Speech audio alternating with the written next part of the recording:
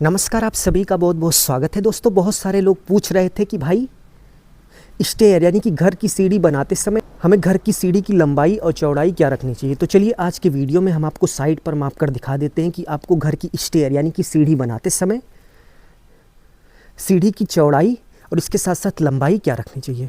क्योंकि दोस्त, घर की स्टेयर बनाते समय यदि आपने चौड़ाई कम रखी, फिर उस सिचुएशन में आप छत पर कोई भी सामान ले जाएंगे तो आपको घर की स्टेयर यानी कि सीढ़ी से कोई भी सामान ले आने और ले जाने में दिक्कत होगी। इसलिए स्टेयर यानी कि सीढ़ी बनाते समय आपको यह बात ज़रूर से ज़रूर पता होनी चाहिए कि स्टेयर की लेंथ और ब्रेथ यानी कि लंबाई चौड़ाई क्या रखनी चाहिए। तो यहाँ पर आप देख सकते हैं कि हमने एक ऐसी स्टेयर बनाई है कि इस स्टेयर को बनने के बाद इस स्टेयर से आप कोई भी सामान आराम से स्टेयर के रास्ते छत पर ले जा सकते हैं। तो यदि आपको भी ऐसी स्टेयर बनानी है तो वीडियो में लास्ट तक बने रहिएगा। तो सबसे पहले स्टेयर की यदि हम ब्रेथ यानी कि चौड़ाई की बात करें तो आप देख सकते हैं कि चौड़ाई की डायरेक्शन में हमने यहाँ टेप लगा दिया है। तो चलिए देख लेते हैं कि इसकी टोटल चौड़ाई कितनी है। तो आप देख सकते हैं कि इस स्टेयर की जो टोटल चौड़ाई है वो 6 फीट है। यानी कि स्टेयर की चौड़ाई कुछ इस तरीके से आपको 6 फीट रखनी चाहिए।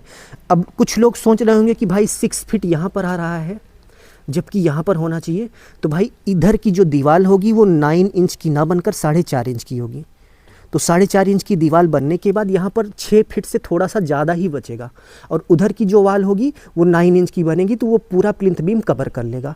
बट यहाँ पर आधी दीवार बनेगी तो आधा प्लिंथ बीम लगभग यहाँ तक जो है 6 फीट आएगा, बल्कि यहाँ पर थोड़ा सा ज़्यादा ही है। तो इसी तरीके से आपको स्टेयर की जो चौड़ाई है वो 6 फीट रखनी है।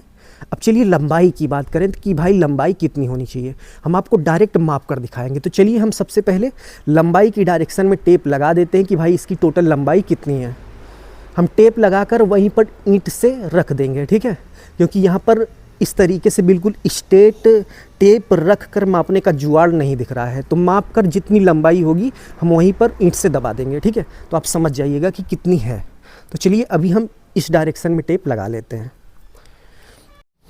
तो स्टेयर की लंबाई की बात करें तो आप देख सकते हैं कि लंबाई की डायरेक्शन में हमने टेप लगा दिया है। अब चलिए देखते हैं कि यहाँ पर स्टेयर की लंबाई टोटल कितनी रखी गई है। तो ये भाई हमारा टेप है और यहाँ पर आप देख सकते हैं कि स्टेयर की जो टोटल लंबाई है वो 10 फीट है। यहाँ से लेकर वहाँ तक 10 फीट है। तो यदि आप एक अच्छी स्टेयर बनाना चाहते हैं जिस स्टेयर से आपको छत पर सामान ले आने और ले जाने में किसी भी तरीके की दिक्कत ना आए, तो आपको स्टेयर की लंबाई चौड़ाई जो है वो 6 फीट बाई 10 फीट रखनी चाहिए। 6 फीट इसकी चौड़ाई होगी और 10 फीट लंबाई होगी। ये क्लियर हो गया।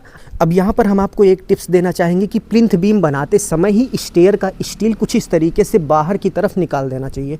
बहुत सारे लोग भूल जाते हैं इसको निकालना, तो बाद में प्लिंथ बीम में छेद करके निकालते हैं, जिससे प्लिंथ बीम भी कमज़ोर होती है और स्टेयर का सरिया भी सही से नहीं लग पाता। तो ऐसे में जिस समय आप प्लिंथ बीम का स्टील यानी कि सरिया बांध रहे हो उसी समय ही आपको कुछ इस तरीके से स्टेयर यानी कि सीढ़ी का स्टील 1-1 मीटर इसी तरीके से बाहर की तरफ निकाल देना चाहिए। और यहाँ पर यदि हम स्टील की बात करें तो 12 mm की स्टील का उपयोग किया गया है। ये 12 mm की सरिया है और गैपिंग की बात करें तो लगभग 10 सेंटीमीटर के आसपास गैपिंग रखी गई है। और स्टेयर बनाते समय जब आप ये सरिया दे रहे हो तो एक चीज़ ज़रूर नोटिस करिएगा कि वास्तु के अनुसार हमेशा स्टेयर की जो डायरेक्शन होती है वो क्लॉकवाइज होती है, यानी कि घड़ी की सुई जिस दिशा में घूमती है।